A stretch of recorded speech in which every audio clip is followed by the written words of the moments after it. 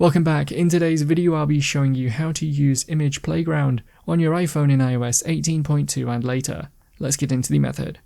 You'll need Apple Intelligence enabled to access this feature. First, look for the new Image Playground app. You can search for it in the app library if you can't find it. Open the app and then tap on Setup. Now tap on Done and then you can begin typing a prompt by tapping on the message box at the bottom. You can also use the icons as themes or add your own images. Type out the description for the image you want and then tap on the Send button. The image should then start to be created. If this doesn't work or there's an error, I'd recommend checking back after 5 or 10 minutes as it may still be downloading the tool, and you might even receive this pop-up.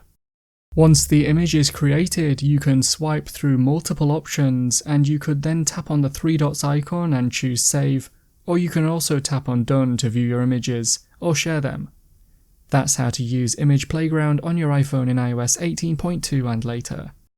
Click the card on screen now to watch a video of mine showing you 10 easy ways to speed up your iPhone or iPad.